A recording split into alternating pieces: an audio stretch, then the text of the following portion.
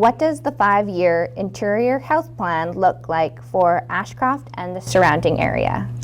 So right now, we're actually looking at stabilizing our services. We want to make sure that 7 days a week there is an ability for people to access services. So that's our first goal. Our second goal is we're looking at the primary care planning, where we will have the opportunity, using data we've never had available to us, to determine where people in Ashcroft and the surrounding areas, remember this is a whole community surrounding area, hospital, are accessing services, what services they're accessing, and what's needed to take a very good population-based primary care approach in Ashcroft. I can't answer that one. That's an interior health question. I do know that we are going to be looking at joining the primary care network. So presumably as that discussion moves forward, we're going to get more answers on that. That is something that I couldn't tell you.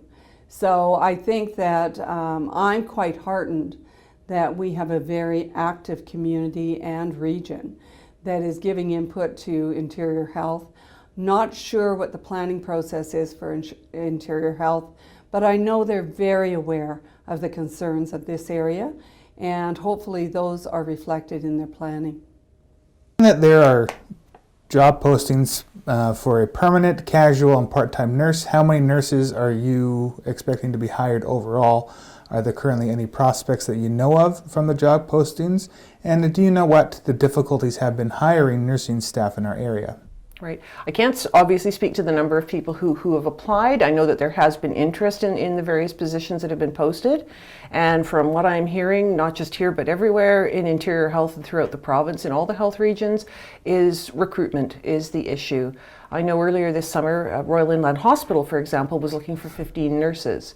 And they were talking about the difficulty of staffing at Royal Inland. And so the further away you get from a major center, the more rural the community, the more difficult recruitment is. And that's not just for nurses and physicians, that's for almost every profession. I've seen it in teachers, I've seen it in municipal employees. It is really difficult to attract people to the rural communities, especially if they come from a big center. And the people who live in Ashcroft, Cache Creek, Clinton, Lillooet, they know what great quality of lifestyle we have here. They know how it's affordable, it's safe. We know what great communities these are, but for people who have not had exposure to the rural lifestyle or rural communities, it can be difficult to convince them to leave the big city and come here. So recruitment in our smaller rural communities is a huge, huge issue, and it's a major barrier. And I have no ideas how to solve that problem, and other people obviously don't either, otherwise we wouldn't be having this issue. And you're right, I don't have the details of the hiring process, but I've certainly heard community concerns around stability in hiring and around what the job postings look like. I think when you're having difficulty as an employer getting people to apply for a position, you need to look at maybe at how the posting looks to those who are applying to it. When you know a posting is weekends only, I think that's a limited attraction to any professional.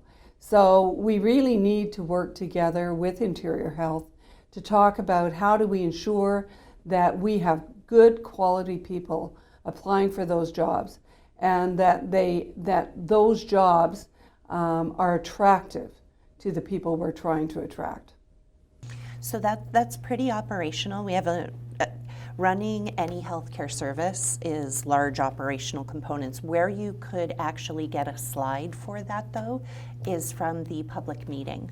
We have all of that outlined in one of the public meeting slides. Are there currently any prospects for that job posting? And what have been the difficulties in hiring nursing staff to our area? How long does the hiring process typically take? Okay, so we do have people who are interested in coming to Ashcroft. And you asked how we attract people. So there are a number of ways. For RNs, we have tuition forgiveness programs, which are excellent for people who have student loans. We have a $10,000 signing bonus for people to join us in rural areas. And how long postings stay up and how long does it usually take? It depends on the position. We do have people who are interested in coming here, though. And what have been the difficulties in hiring nursing staff to our area? I'm not sure there have been difficulties in hiring nursing staff to the area. We do have a large number of nurses, and it's interesting because in smaller communities you really find that people have varieties of training. So even some of our home health nursing, our RNs, have emergency training.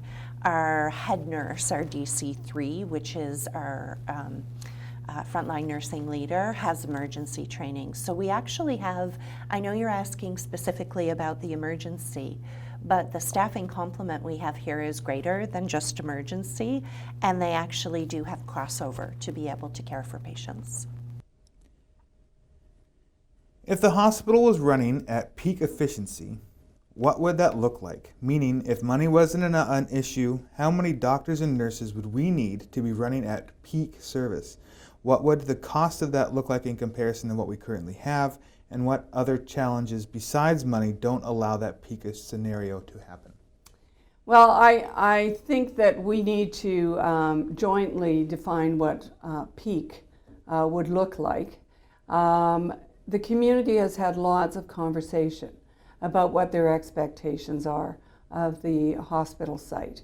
And I think that it's reasonable for rural people to expect that if somebody in their family or themselves have an emergency, that they can get to a site in a timely way that doesn't jeopardize their lives. And I think that's what rural people are asking for. We have a mandate throughout the province to provide health care, and we expect equity in that mandate. And so I'm not sure that money is the only issue. I think that as an MLA, I'm quite tired of hearing that nobody wants to live in small communities. That's not what I hear. I hear that perhaps we need to work together to build a system that that looks at the value of living in rural and also provides jobs that people can enjoy the rural lifestyle while working at a professional job. And I think that sometimes we have a disconnect there. I'm looking for people who want to live in our area, who want to bring their family here, who want to be part of the community, not who want to commute from a larger center to come in for their shifts. So we've seen it not only in healthcare but in other professions where we've got shifts that promote people living elsewhere. I think as we look at our rural communities, we as community members and also systems like healthcare systems need to look at how do we bring people in that actually want to serve and live in the community where they're working. So I think the last question you asked is the most important. So to run a 24/7 service, you need to have the volume for a 24/7 service to attract enough healthcare providers, physicians to the area. There simply isn't the volume, even with the surrounding communities, to operate in that model. So I think what, did you call it a peak performance system? If the hospital was running at peak efficiency, what would that look like? So it's not really just the hospital. It's what does our community program look like? What does our primary care look like? I think what's important is to look at why people are seeking care in the hospital.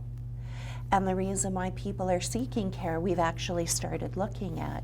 And a good majority of the people who are coming in for visits are coming for either urgent emergent needs, sutures, casting, but the majority are coming for primary care needs, which tells me that we're not actually meeting what we need to in a primary care capacity, and that's where we need to expand.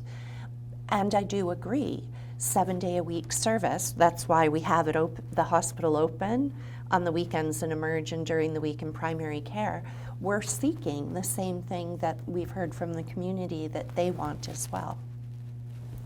Well, for the first part, if money was no issue, if staff were no issue, I think the major thing I would like to see back here is a 24/7 emergency department. I think that is what people would like. It would be reassuring for people. We hear from seniors that they need increasingly to be near medical services in case of an emergency. So that would be the number one thing. I mean, there are things that have gone from the hospital. For example, they had a beautiful, beautiful maternity ward there, beautiful maternity suite, and that's where I gave birth to my son in 1997. And would it be nice to have that back? Yes. But one of the reasons that I heard from a doctor that it was no longer with us was simply because the cost of insurance for physicians to be able to deliver babies is extremely expensive. Now, if you're a physician in a high volume community like Surrey or Richmond or Kelowna or Kamloops, you're delivering enough babies in the course of a year to make that worthwhile. In a rural community like Ashcroft, how many babies really would you be delivering in a year? So it just was not viable for the physicians to take out the insurance. And so we no longer have that facility. Would it be nice? Yes. But 24/7 emergency care is, I think, what I would like to see. And to me, the barrier to having that is not, I think, so much the cost as, again, it comes back to recruitment. It comes back to, can we get the physicians and nurses here that we need to provide that level of service? And can we prevent them from burning out? Because that's something that came up in 2014 when we were down to one physician, was the physicians saying that work-life balance, they were trying to find that, and they weren't getting it because they were just burning out from working so many hours and being on call.